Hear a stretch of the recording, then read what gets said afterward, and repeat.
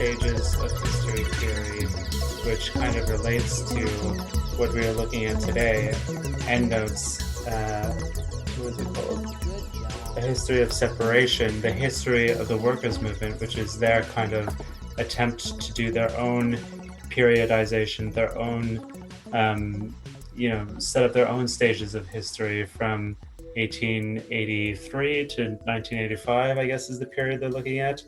But what do you think the relation is here between Julius Evola and Endnotes? Julius Evola and Endnotes, too closely intertwined. Yeah. I'm sorry, Endnotes, if any of you are listening to this. I don't mean that seriously. Okay, well, there's this idea that various figures on the right and the left, and every degree in between, have promoted in various forms, and I by no means am terribly familiar with all the permutations of this. But there's this idea of there being stages of history, stages of general development of the human consciousness as this sort of collective manifestation. And one of the most common versions of that, which you might see from various communist thinkers and even some radically right-wing figures like Julius Evola, is this kind of view of history, is this progression from an early stage of these sort of barbarian warrior kings who ruled over society, just through sheer will to power, the sort of master class that Nietzsche would have described, whose conception of the good would have been very much based around strength and aesthetic appeal. And how over a long period of time, this sort of warrior king class was replaced by the bureaucratic infrastructure of feudalism and then capitalism, which, even though this is a philosophical concept, could be applied to an actual historical period. If you look at the fall of the Roman Empire, the emergence of these various feudal entities, these little land barons and lords and their little municipalities, and how that gradually led to the emergence of trading merchants who became more and more powerful over the course of the last millennium. But anyway, in this idea of the evolution of the collective consciousness, there's this idea that the bourgeoisie, the merchants, the capitalist class, whatever you want to call them, eventually displaced the nobles, the aristocrats, as being the rulers of society, and they instantiated this society based around finance as being the sort of symbol of power, as being the validator of one's position in control, as opposed to maybe a noble conception of society, which would have based it around strength. Right. And then when you start to get to the emergence of socialist consciousness and various communist philosophies, there's this idea of the working class, the masses, the lowest people of society who are controlled by the capitalists, forming their own workers' consciousness, their own class consciousness, which will eventually displace the capitalist class and allow for the emergence of some sort of communist utopia. We'll usher in this age of no hierarchies, of everyone just working together in a coordinated fashion to very efficiently produce all of humanity's needs, and gradually move to some sort of robot leisure society.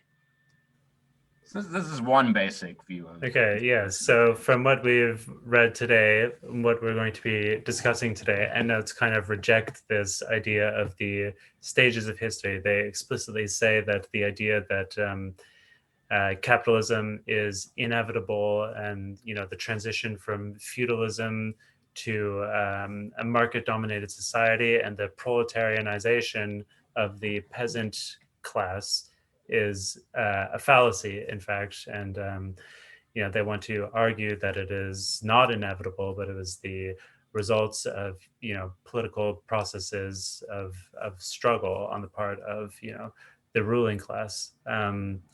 But what I really want to know is where Evola fits into this, what his theory is, how he like conceptualizes these classes or these stages of history, and what his stages of history are. Because Okay. you were talking about like Lord of the Rings and Right. like Okay. wizardry, Well, and then moving this might give into some capitalism. insight, and now Yeah. I'll admit that I have not spent a deal of time engaging with what is sometimes referred to as esoteric Hitlerism, a sort of mystical fascist worldview that's popular amongst certain internet communities of the last decade, let's say. This video is probably going to get banned by every algorithm. But it might give you some insight into like the distinctly different views of, say, a right-wing person and a left-wing person, because from what I have read of Evola, and it's been a little while, whereas like a communist might think of this progression from like the rule of a few like powerful like nobles who just rule by like their totalitarian strength, and this gradual progression to like a projected future world in which everyone is equal, and essentially it's like the rule of all as like equal undifferentiated members of society.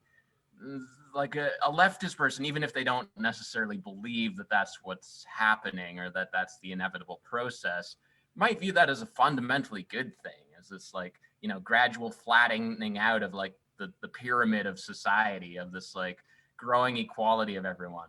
Whereas in Evola's perception, and people of like similar mindset, I would imagine, of this like traditionalist school, view that as a fundamental degradation. Like they view the masses, so to speak, as being like a weaker kind of like less evolved consciousness, that like the societies of the past that would have had this like extremely structured hierarchy based around like aesthetic or maybe even like a spiritual mystical kind of understanding of the world would have been fundamentally preferable to like this idea of like an undifferentiated, like fully equalized like society of like workers. And then with someone like Evola takes it to sort of the logical extreme, where they actually view these prehistorical like hierarchies, societies, as actually being magical. Like I think my understanding of like these traditionalists is that they believe that at a certain point in the past, we actually did have like this Hyperborean kind of like Lord of the Rings society is how I described it, with like elves and shit and dwarves and like wizards. And that if we could just like undo the like historical process and go back, return to monkey, I believe is what some people say. If we could return to monkey, we would pull ourselves out of this tailspin and like go back to all that cool Frodo Baggins shit. Right. That's But those, interesting. Yeah. Well, Nietzsche is very explicit when he talks about the movement from master to slave. Um, in the genealogy of morality, he's very explicit that this is not something that can be reversed. We are here now, and we can't go backwards. We can only go forwards. That's where the idea of the Übermensch comes in. Yeah, the Übermensch is not just like the return of like the master class. He's like the Übermensch is not like a Greek guy, the kind of person that he valorized from the past. It's something new, something very different. Yeah, which is like, I think this is why a lot of people like who are more familiar with like philosophy and like, spent some time with it, kind of like caution like 16-year-olds against reading Nietzsche, because like if you're like a 16-year-old and you read Nietzsche for the first time, it's very easy to take that interpretation where it's like, oh, the masterclass, the Übermensch, badass, like just like might makes right, will to power, which is like not really what Nietzsche seems to be advocating for on like a deeper level. And some places, it's not really totally cut and dry. Like I can see the the leftist critique of Nietzsche, because the Übermensch is really like a kind of individualistic, kind of subjective thing that individuals are supposed to kind of go through that process and like orient themselves towards the future. He's always speaking to the individual. He's never kind of speaking to the masses. He's never writing like political tracts, and in fact, he like creates this counter to the Übermensch, the last man. I don't know if you remember that from Yeah. Zarathustra, but it's kind of like a horror story about the it's very much in line with what you seem to be saying about Julius Evola and his criticisms of contemporary society and this kind of this massification, this maybe we could say proletarianization of everyone, and like the eradication of like a ruling class, a kind of more aristocratic class, and any kind of nobility. The last man is supposed to be like this. It's basically the guys from Wall-E. Like if people remember Oh those kind yeah, of yeah, like yeah. those future people who like lie on recliners all the time. They can't even like walk anymore. They're like totally fat, and like everything is done for them, and they just spend all their time in leisure. That is the last man. They have no capacity for any kind of like growth, really. So and like Nietzsche kind of says that the last man is the result of like constant egalitarianism, and it's really like inequality, and like inequality leads to striving, the will to power, which is how you get like development. Just thinking about this, we're both gym rats, so This it is true. really there's like a parallel here with like muscular development. If you just like sit around all the time, if everything is equal and you're never like stressing your muscles, then they're never going to grow. And it's when you apply force and like break the muscle that it is able to grow further. Just kind of, I guess, where we get the that slogan from Nietzsche, what doesn't kill you makes you stronger, which Hmm. is from Nietzsche. I don't know if people know that, but anyway. Yeah, it's from Beyond Good and Evil, I believe. That's where all the big Nietzsche memes Yeah, are. yeah, It's in totally. Beyond Good and Evil. Yeah. So, I mean, just turning to Nietzsche, who is like such an ambiguous figure, he can totally be taken in either direction. I think that is Yeah, like his intention, not necessarily his intention. Like, I think that ultimately Nietzsche is a good guy and would like yeah, condemn. I mean, I want to think that he's a good guy and he would condemn like the right, certainly as it exists today, but as it has yeah. existed since, like he condemned it in his own time, and he would condemn it every manifestation of conservatism and like the right on the political spectrum as it has existed over the course of the 20th and 21st century. I think he would condemn it all, and maybe he would probably be pretty similar to these kind of like left edge lords that that Oh is yeah, he would growing a totally lot. be like the anti-woke left. Yeah, exactly. Um, which is, I think, when you first brought Nietzsche up, this is like why ultimately, like, when I ask myself like why I fundamentally like lean more to the left than the right, because like I am someone who's like willing to entertain a lot of ideas. Like I'm like a dangerously open-minded person, but I Yeah, think like you said about Nietzsche and his view of like the Übermensch, like there's no going back. And I yeah, think like a lot of these like right-wing mentalities, even though like a lot of them I think are even coming from a good place. Like they see this idea of the last man and they're like, oh, that doesn't look good. Like, and their reaction to that is to like want to move backwards to like some sort of earlier stage of history. And I get it, but I don't think you can do it. Like I think like the left is ultimately, for like all of its like mishaps and misadventures, the one who has the right idea, where like the only way forward is to kind of like leap over this potential, this hurdle, this like danger of becoming the last man to like some unexplored territory which we can't even conceptualize at the present moment. yeah. I mean, we just really need to attain communism. We need to like get rid of all this bullshit that we are inundated with in contemporary society in order to finally even be able to think about what it means to be human. This is so undignified, like where we are in history. I mean, I think that where we are in history, like right now in the 21st century, is like a very important place in Yeah. history. Is very important. A lot of pivotal things are happening. It's a big turning point, for better or for worse. But at the same time, like if you and there's by no means any guarantee that the human species, or that civilization at least, will survive and be able to make it do what needs to be done.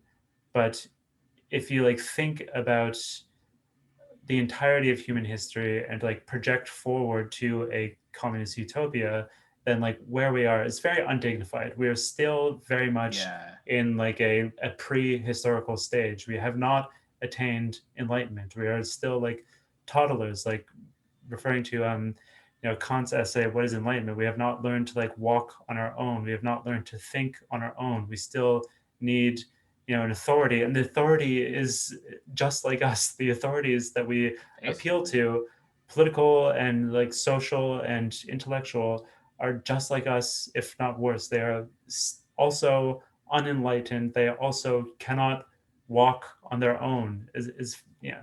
So we don't even know what it means to be human, which is a real is I don't know, kind of pisses me off. Like I'll Yeah. never know what it means to be human. Yeah. I feel like we're at this stage where like I think the emergence of the internet, like in this kind of like Marshall McLuhan sense of like, each new medium is like sort of radically shifts like the nature of human consciousness. Like I think the emergence of the internet does that far more than like, something like film or the radio. Maybe not books. Like I'm sure like books would have had a comparable kind of like effect on like the collective consciousness. But what the internet ultimately leads to in terms of our like organization as a species, I think like that's still a long way from fruition. Like I think we're still in the very, very early stages.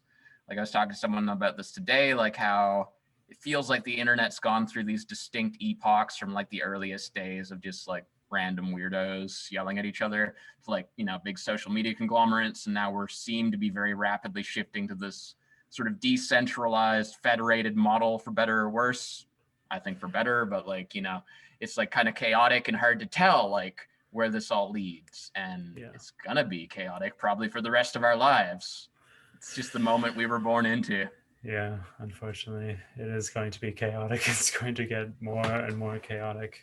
Um, yeah, and socialism, if we ever do have any kind of like revolution, any kind of like revolutionary zones, that's going to be chaotic as well. But at least it'll be like thrilling and kind of exciting in a good way. It'll be like the chaos of like building something new, Yeah, like there'll be this sense of dislocation of like of not really knowing where we're going or what's going to happen, but at least it'll be something new, and it'll be in the interests of humanity. totally. Like I think, as like wild as the last year has been, it's been like kind of invigorating for me because like now there is this suggestion that like we've returned to like kind of more active like transformative historical development, whereas like for the first 28 years of my life, I'm about to turn 30, there was this feeling that like, oh, we're just at like this like Francis Fukuyama like end of history neoliberal kind of like, everything's just going to end up like Wall-E, like you said, where we're all just going to become like medicated and just like, on the internet playing video games, watching Yeah. porn and eating fast food all the time. Like just this increased like sort of like, you know meaninglessness. And now Yeah. in the last year it no longer feels like that. As wild as things have been, it kind of feels like there's a shift going on. Well, yeah, I mean that's interesting because I feel like it is becoming more like that. I think that there's just such a weird tension going on between like the riots on the one hand, this like massive, unprecedented, unpredicted like wave of like really meaningful and impactful riots and like political mobilizations around the entire world. And then like also on the other hand, like a complete like unfucking precedented again, like consolidation of capital, like increasing atomization, like everything is going worse in that Yeah. direction, even as and like people are becoming even more pacified because they don't have any kind of like social interaction, so parasocial relations are becoming more and more normalized, and people are depending on them more and more because they can't interact with people in a normal Basically way. like And like OnlyFans culture. yeah, like internet, yeah, fucking OnlyFans. I read a statistic that it grew like over a million users, like people who produce content on OnlyFans over the last year alone. And yeah, people are relying more and more on their entertainment. Netflix has is like now like 35% of internet traffic or something. Uh, yeah, so even as like in one segment of society, the surplus population, things are becoming more untenable, tensions more dramatic, are like at the same time things people are also becoming more pacified. It's really weird, Yeah, totally. like total like incongruity, and like yeah, it's just very strange I to think think, about. Like it's one society that is doing two different contradictory things at the same time. yeah, it's like, and I think like this is a term that's come up a few times in conversations recently where it's not that things have really gotten better. And in fact, a lot of the problems that were there before, like you said, have gotten a lot worse in the last year. But I think for those who are paying attention, there's more of, let's say, a mask off quality where it's like kind Yeah. of explicitly clear what's going on. Where for most of my 20s, there was this kind of like just sort of vague feeling of things not being right, but like I couldn't really point to what it was. There was like this general kind of anxiety and tension, and it felt like everyone had some sort of like deep emotional like problem going on that they couldn't fully articulate. And now like it's like I just look around, I'm like, oh yeah, it's like very explicitly just like this weird control society that we're living in. Like it doesn't feel like it's even being hidden anymore. Like the elites are Yeah. just using like mass media and like like processed foods and things like that to just sort of keep this like sedated population of like depressed, unhealthy, atomized individuals. And that's becoming like increasingly like jarring as it becomes more addictive. Yeah. So we've moved to this position of like more open antagonism, which is like less fun, but I think it's going to like accelerate the breaking point. Yeah, it's interesting. I guess the mask has come off both in terms of people who are on both ends of the political spectrum, willing to come into direct conflict with the powers that be, with the status quo, but also if you choose to like be pacified and be atomized, then that is also like a mask off kind of turning point. Like you're turning away from any Yeah. kind of mobilization or politicization or like involvement in the world around you in order to like remain pacified and comfortable. And like that is no longer something that you can really do in like a guilt-free way. I Yeah. mean, hopefully, maybe it's just me projecting, and I'm sure it is, but that decision to be pacified is Like, also like a mask off kind of turning point. You're eh, choosing. Yeah.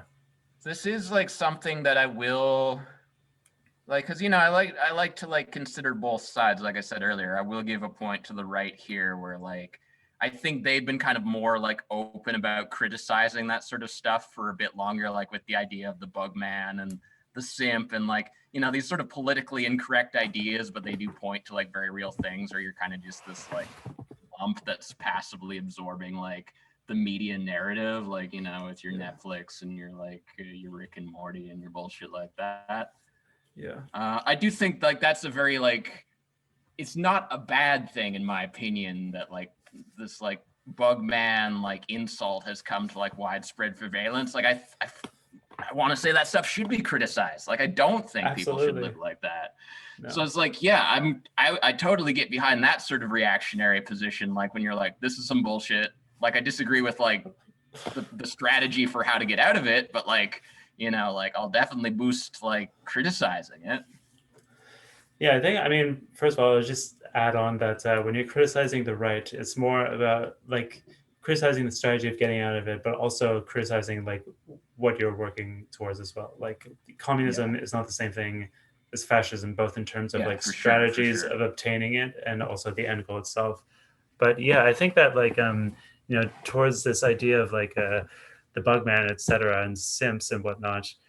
I mean, like those kinds of critiques definitely exist on the left. They're there in the literature. They've been there for a long time. It's really just like a complete inadequacy of the contemporary left, of like the popular left, to effectively mobilize like people's, the general populations, the working classes, latent critique of these phenomena. Like the right has effectively managed to, you know, use the power of memes and like you know, like language, like inventing these kinds of terms and implanting them into people's minds more effectively. They've managed to like incorporate concepts that exist on both sides of the spectrum into their overall worldview more effectively than the left has. So like the left Yeah, has critiques of Bugman, obviously.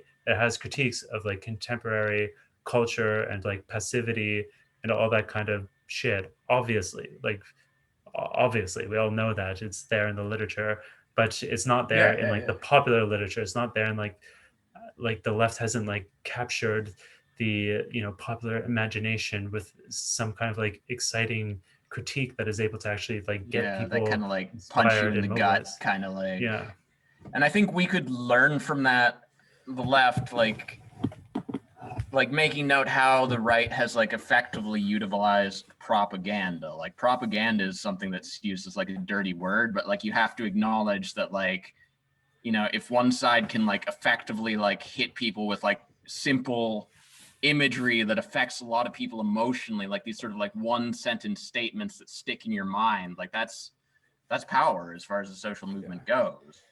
And like if you can't effectively utilize that, the people who do are going to have an edge over you, because like absolutely. human beings are like, especially in large masses, fundamentally irrational. They'll respond to like the emotional impetus every time over like a well-reasoned argument that's like dry and boring. Yeah, totally. I think, yeah, I mean, for my part, a lot of the like vlogs that I've been posting in the past month or so, like I've just been really fascinated by I don't know, I guess the horseshoe theory, to put a simple concept to it, like the kind of overlapping points between left and right, and like what it is that really distinguishes them, and like what they have in common, and like what the right has on the left, like what they've managed to, the critiques that they've managed to mobilize more effectively than the left, but which are shared between the two of them. And also like how they use media. Like I was inspired to start a vlog, to start, you know, posting like a high volume of like very informal, you know, videos on YouTube by a right wing YouTuber, by like an extreme right wing, like dog whistling YouTuber. Like I saw how effective it was at like getting even myself, like a fucking like 30-year-old communist who's been a communist since I was like a teenager, a communist, anarchist, whatever. I've been on the left for my entire adult life, and I was still like drawn into this guy's like content production and into his worldview. And you know, I wasn't seeing anybody on the left who was doing anything like that. So you know, I decided to take it upon myself.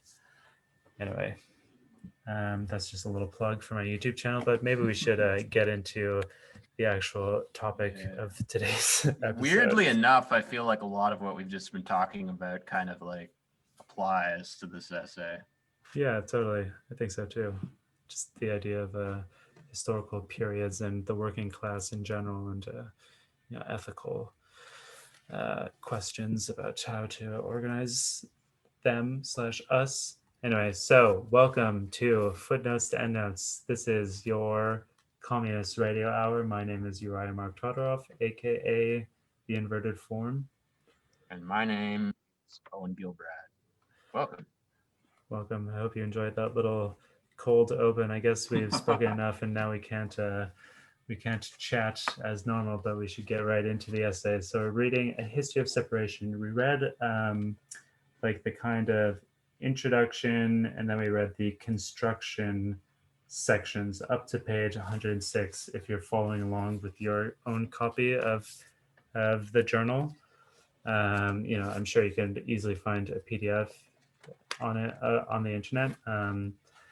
But yeah, basically, like what this essay is, the subtitle is "The Rise and Fall of the Workers' Movement, 1883 to 1982." So we're talking about the workers' movement, and like in the introduction, they kind of like set out their kind of philosophical position regarding or like why they're motivated to do this. It's basically the idea that the past is different from the present, and we need a new therefore we need a new conception of how to organize workers in the present, organize a revolution in the present than the ones that were in the past. And that's kind of like what Endnotes have been saying for as long as we've been reading them. That's like a classic communization theory kind of view, is that the present is different from the past, and we need like a new, like the working class doesn't really exist anymore as like a social category. It is inadequate to unify the amount of people that are necessary to actually do a revolution, etc. So they kind of like as ever are referring to TC, theory communist, as like having already set up like a kind of periodization,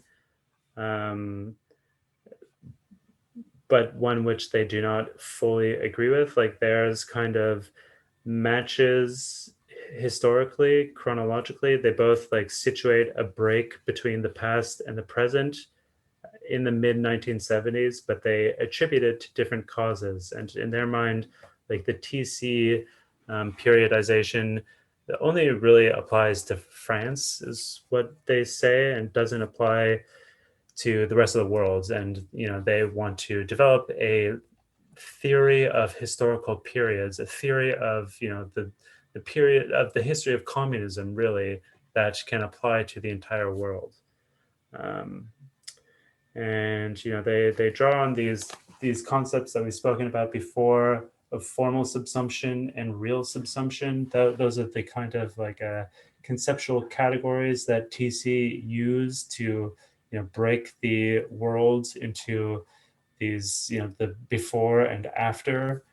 Formal subsumption is when like capitalism starts taking worker, or it starts like applying the value form to work that people are already doing. It incorporates the work that people are already doing into the market and commodifies both their labor as well as their product. But real subsumption is when it has fully taken grasp of the work that people are doing, and proletarianize the work, and it started to like change the work. It started to like actually restructure it so that it is fully capitalist, and so that it can't be done outside of capitalism. Like if you think back to Misery and Debt, there's a part where they're kind of like talking about how like the capitalist economy has set itself up in such a way so that it's like this kind of like a perpetual motion machine, And if it stops for an instant, then everything breaks down, and it's impossible to step outside of it as a worker, as a capitalist as well, of course. But like you are fully dependent on the economy. Like there's no possibility of stepping outside of it anymore. Like you need a wage in order to live, to reproduce yourself from day to day.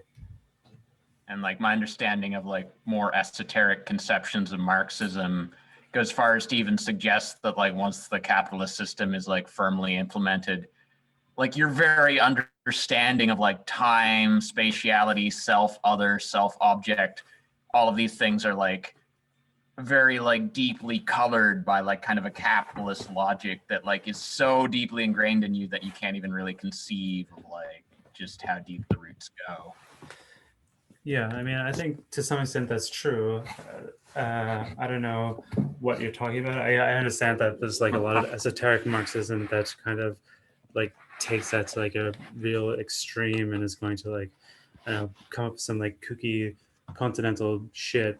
Some wacky French bullshit. Yeah, exactly, wacky French bullshit.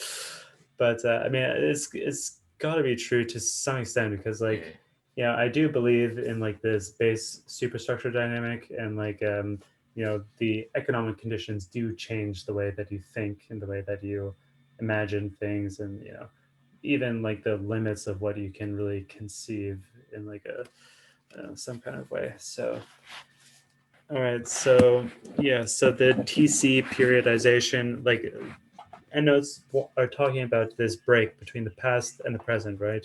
Their whole theory of revolutionary strategy is based on this idea that the present is unlike the past, that the social relations of capitalism, fundamentally changed in some way such that the past strategies of organizing the working class that succeeded to some extent in the first part of the 20th century are no longer applicable to our present because, again, past is not like the present. We live under a new paradigm of capitalism. It's called neoliberalism. Maybe you've heard of it. But so they kind of like talk about TC's periodization based on formal subsumption, real subsumption. They kind of disagree with it, even though they're like periodization is like pretty similar. They still say that the present begins in the 1970s.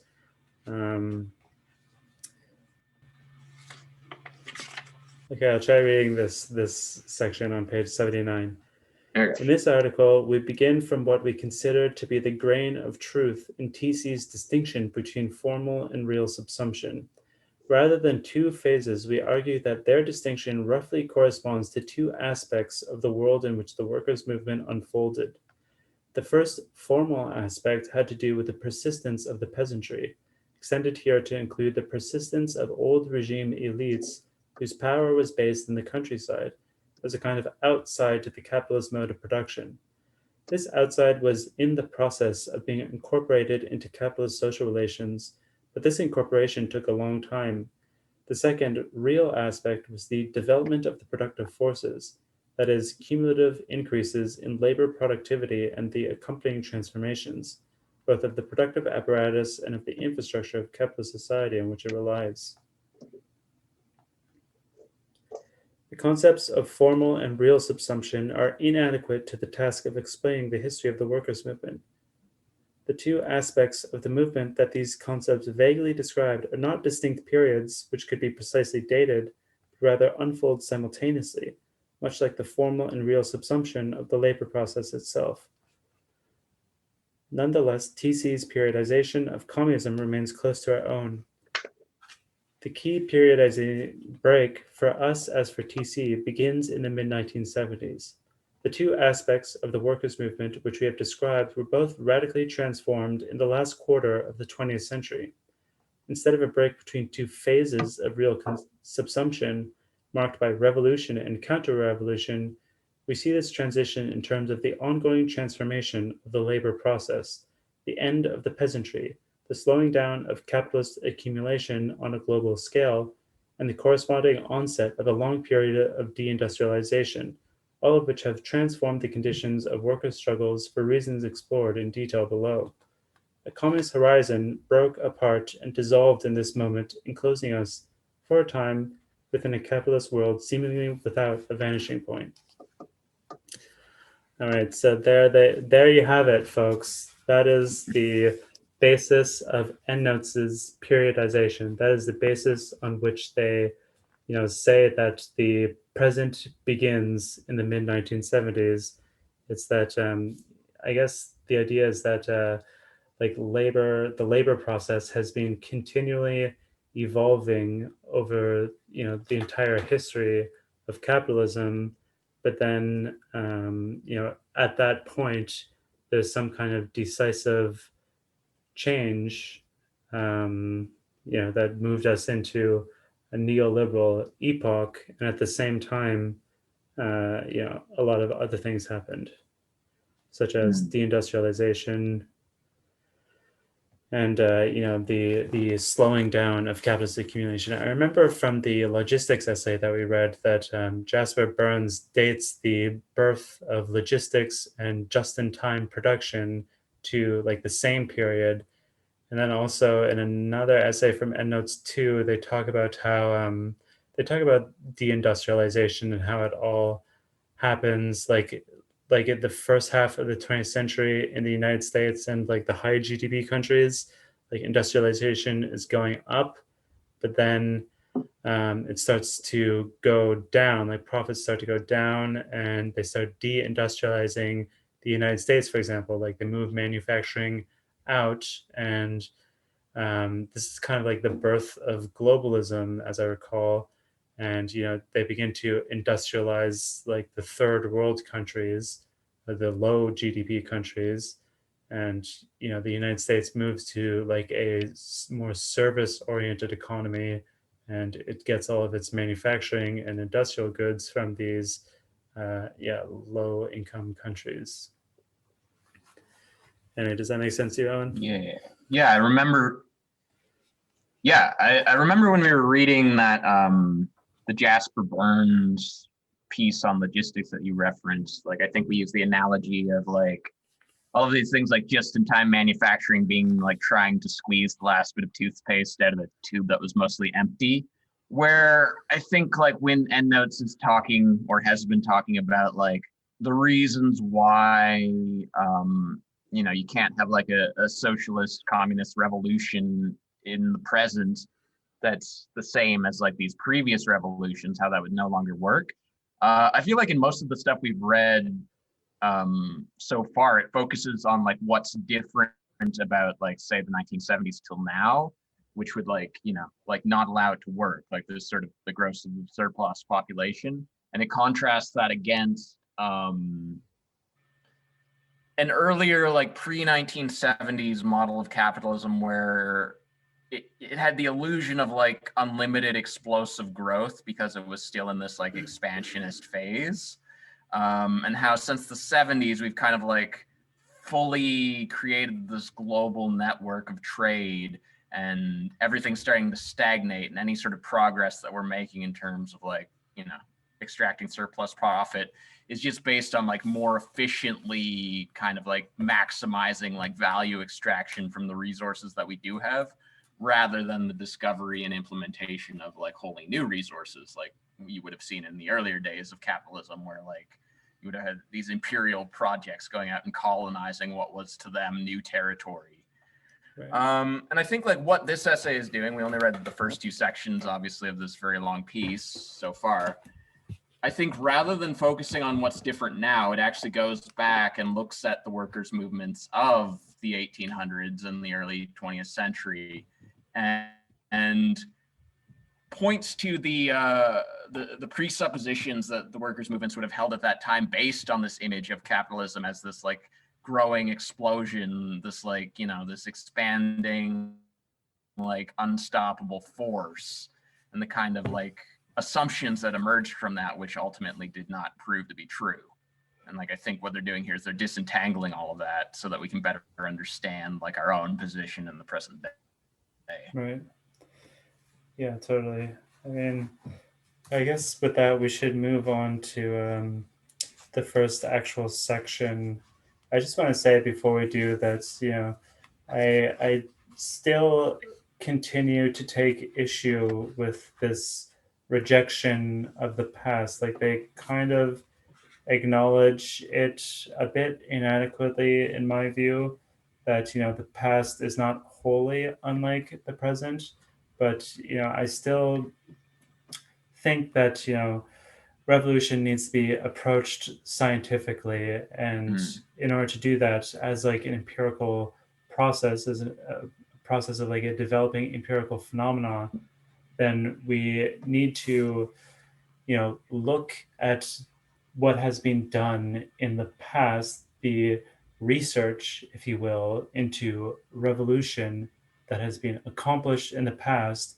We need to identify precisely the point at which it failed and like what caused it to fail, what mm, conjunction, what can like what suppositions, what new theories were being developed. I'm thinking of China specifically because I remain a Maoist.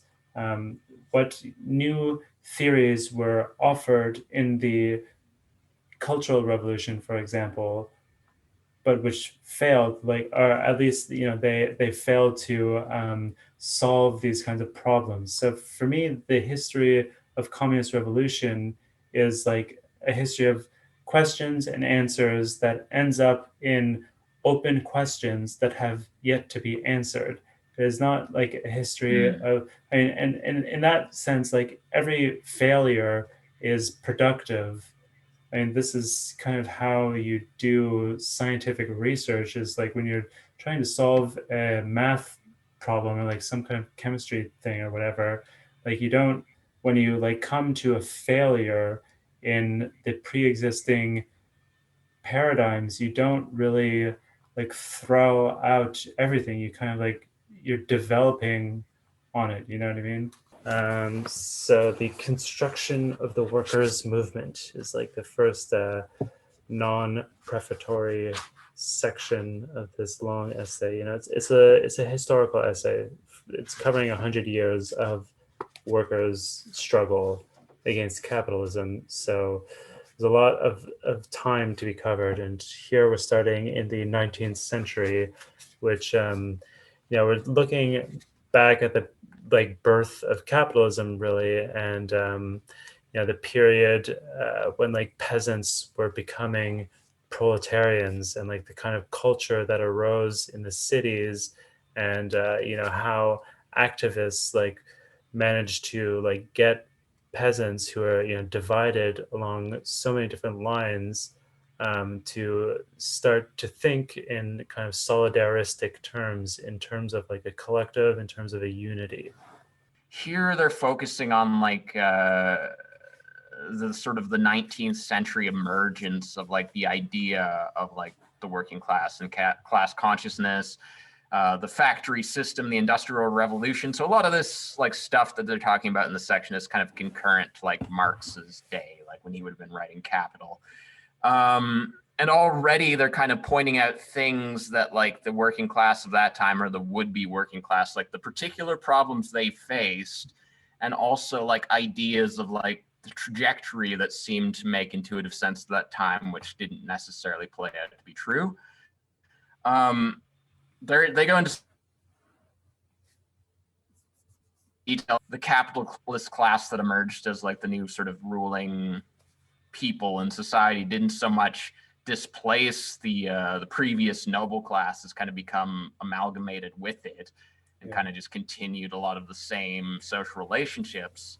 I just want to like pause on that and like emphasize that one point that we talk so much about like this bourgeois revolution, but in their eyes, it wasn't really a revolution. It was just like a minor shift in like social relations. It was still the aristocracy that was like the ruling class. They just kind of like changed slightly their, like the social relations changed slightly so that the aristocracy became the bourgeoisie, but it was like they kind of argued that it wasn't really a bourgeois revolution. Anyway, please go on. I'm sorry for Yeah. interrupting. Oh, no problem. And then they talk a lot about the working class, like the emergence of the working class as such, and how it wasn't this sort of organic thing. They point to like how a lot of like the divisions between the masses, like the older like pre-capitalist divisions, still remain deeply entrenched. Like one part I thought was particularly interesting was when they talk about like people who had been like farmers out in all of these different villages coming to work in the city, and how they basically could barely even understand each other because like their accents were so thick and the language was so like regionally like variegated, which like from my understanding is like up until like the mid 19th century or even like the 20th century this was the case. And like in Europe, at least in places like France, where like if you went to any part of the country, like if you went from village to village, people would be completely different languages, completely different like sense of culture. There wasn't like this unified like singular individual kind of like class consciousness. So there was these deep divisions between like the working class in the 19th century, and the capitalists kind of like played that to their advantage. They would play people against each other. They would get them competing with each other, you know, like working for the lowest wages possible. And some of the working class recognized this as a problem, and they proposed like the development of this like unified working class consciousness that would eventually displace the capitalist class. Like the idea was that if we could only get rid of all of these old like rural regional divides, all of these like various guild divides, like these things that, you know, made us different from each other and come together as workers, we'd be more able to effectively organize. Like at that time, the factory system was viewed as being like potentially like a model for like society as a whole. There was this like idea that the factory represented something positive in the world, that like when you were a worker working in the factory and there was this division of labor, you were able to produce these incredible things that no one individual in the factory would have been able to do. You were able to do so more easily and more effectively by working together, by like coordinating and dividing the task. And the early idea, the early conception of the working class consciousness was that if we could only extend this to the rest of life, we would, you know, basically be able to have like a perfect, like efficient society, which would like just minimize labor requirements. Everyone would be equal. Everyone would be like, you know, like a well-oiled machine essentially. And obviously we know that's not how society developed over the course of the 20th century. Yeah, I think they talk about how like the workers themselves kind of believed that and thought that it was like a good vision because it would give them some kind of like input into society and like politics. If all of society becomes a factory, then the worker is a very, you know, important figure indeed, politically speaking, because, you know, the workers, not only do they like operate the factory machinery and whatnot, but they also have some degree of like say in how the work is done, because, you know, they're the ones who are doing it, so they like get a better sense of how it should be set up, how like the labor process itself should be like set up and done. So I believe they talk about how you know, that idea was like embraced by the working class because it, you know, promised to give them some kind of like autonomy or like some kind of like say in how society should operate. Anyway. Yeah. I guess the only other thing I would say about this section is that towards the end, they really developed the idea of the lump and proletariat, like what exactly that represents, which was a lot of new information to me because Marx doesn't really cover it so much in Capital. I think he covers it in his other works. But basically, the idea of the lump and proletariat, you know, was kind of like this archetypical figure that represented everything that, from the view of like, you know, the class organizers of the working class, was everything that was kind of like toxic and antagonistic to that development in the working class, like just sort of like drunken frivolity and like you know, just these like regional divides and like, you know, like people who would just go to the pub after they were finished working in the factory, get really trashed and beat each other up, and like kind of the 19th century equivalent of someone who like just wants to go home and chill and like watch Netflix after they get off their job. Like it's basically the same idea. Like the lump and proletariat was like this like sort of like created symbol of like cultural degeneracy, like the gambler, the prostitute, like just anything that they could point to and say like, yeah, that's bad. We need to like move away from that if we want to develop class consciousness and like unify. It was this kind of I mean, boogeyman. I think it's like quite expansive. I'll just read this quote because it's really funny. Um, These lumpen supposedly consisted of, quote, vagabonds, discharged soldiers and jailbirds, escaped galley slaves, swindlers, mountebanks, lazzaroni, pickpockets, tricksters, gamblers, pimps, brothel keepers, porters, literati, organ grinders, rag pickers, knife grinders, tinkers, beggars, in short, the whole indefinite disintegrated mass thrown hither and thither, which the French call la bohème. End quote. Yeah. So basically, anyone who would have been like the protagonist of a Tom Waits song. Yeah, totally. But I mean, I think it's more than like I don't know. It's more than like drunken louts. Like the literati are in here. I feel like La Boheme is for me more. It captures it more, like the idea of what the lumpen proletariat is seems to be like very particular to the 19th century. I think like Foucault talks about like the problem of this vagabond population. It was like a very real problem in that time. I mean, we still have like a huge homeless population and problem in our contemporary age, like a kind of like vagabond, kind of transient population.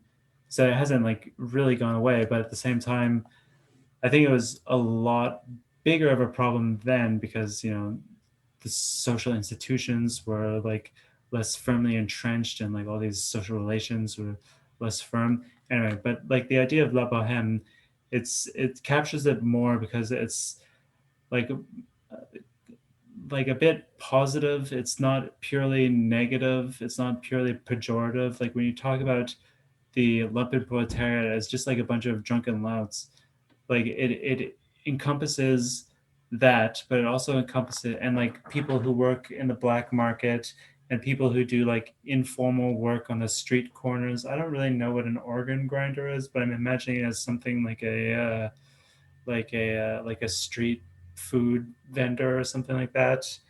I think it would be like the guy that had like the little music box and like a monkey dancing Oh around, and yeah, like okay, people would throw coins at the monkey. right, yeah. So it's really, I don't know, like I feel like some of these people would have like chosen to go into it or something. To some extent there's like a romantic notion of it of kind of like dropping out of society or Yeah. something. Maybe I that's mean, like like this. both of us have spent like a period of our 20s like just sort of wandering around as like Yeah, hitchhikers and train hoppers. So like we yeah, that's both true. definitely get it, like the appeal of this like vagabond lifestyle. Yeah, I just want to like clarify that the lumpen proletariat it's kind of like meant to encompass like jailbirds and like ex-convicts and like discharged soldiers as well as like criminals and as well as like kind of like bohemians, like people who would have like chosen like we did to like drop out of society and the kind of like drift and kind of like live on the fringes, and maybe we have the privilege to be able to return to our comfortable lives. Maybe some of us get like too wrapped up in it and like are not able to do that at some point. But Mm. I don't know, it's like it really covers a lot of ground, this lumpen proletariat, and it's really just like a kind of general vagabond population of people who don't have any kind of like official employment and like a lot of criminals and that kind of thing. And like, yeah, but I think like and because it is so expansive, like I've always found that it there's some kind of need for a concept. Like I'm sorry for cutting you off, but just to get to the point, like they say that the lump and proletariat as a concept is ridiculous. It's absurd. It's a specter haunting the workers' movement. It's not a real thing, even though it comes in the god Marx's writing. He like refers to it specifically. There's still Endnotes still have they have the fucking gall to disagree with Marx. What the? They questioned our boy Carl. Yeah. What is that about? Anyway, but yeah, I mean, I've always felt like you kind of need a concept because like the phenomenon of a vagabond kind of population is very real. But I feel like this concept of the surplus population does that work of kind of like covering the kind of people that we're talking about, but it also like integrates it more fully into like a better, more like systematic conception of capitalist society. Surplus population is a concept that I've gotten from Endnotes. I'm very grateful to have learned about it from them, and it's very important. And I think that it like kind of like fills that gap where the lumpen proletariat was inadequately trying to fill. Yeah, I definitely find that the surplus population concept is something that's entered my thinking like more generally because of Endnotes. And like you say, the lump and proletariat is such like an expansive like thing that covers so many really like different ideas that I feel like it almost says more about like the organizer who would like use that sort of term, like the sort of like theory person in any epoch, like, be it the 19th century or be it today, who has this view of like, oh, if the working class could only get its shit together, like we'd be out of this mess. This kind of like overly idealistic kind of projection of like, oh, if everyone could just read the right books and like, internalize the right like mindset and like basically like reject all of this fun stuff that is ultimately problematic, then we would have a revolution. Like this sort of overly like, like this view of revolution that requires like, if only we could do this and this and this other thing that's not going to happen, then we would have a revolution. I think like it's useful insofar as like we find the flaws in our own thinking, where like the overly idealistic aspects, like, okay, that's not going to work.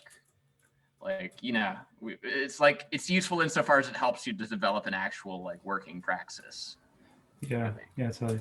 I guess that's what you're trying to get at when you we're talking about like the Netflix like pacified worker as like a member of the lumpen proletariat. It's because like like activists really want to like organize workers, and they are like perpetually disappointed when workers are like too preoccupied with trying to just get through their lives.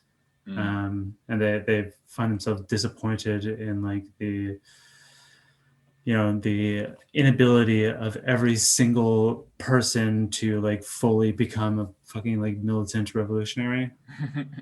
When I was trying to organize, I found myself in this position of like being surrounded by a bunch of like lefty types. Like all of the people that I was working with were lefty types, members of the working class in a industry that is like very oppressive and hard on its workers. So I was like kind of like struggling for a brief while when I first started.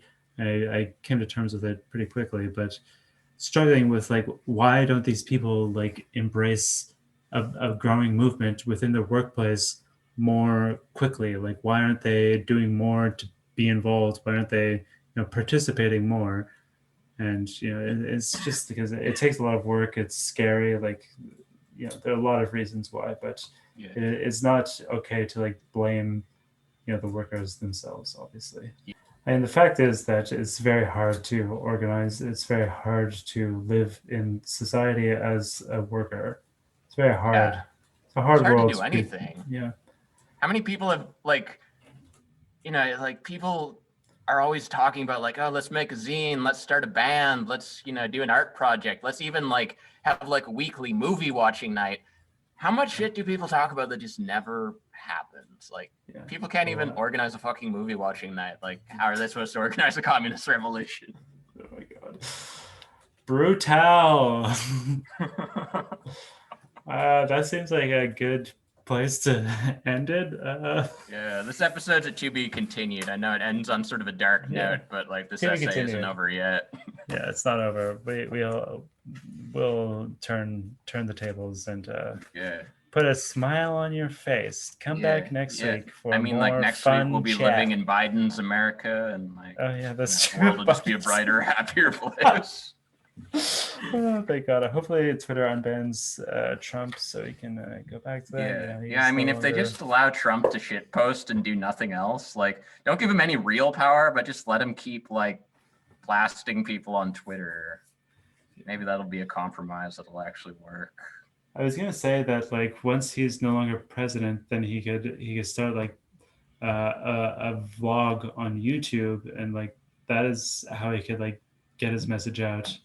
But then I remember that he's banned like unequivocally from like every platform. Pretty much, they banned him from Pornhub. They banned him from Pinterest. They banned him from Spotify. Yeah, so he can't drop his mixtape.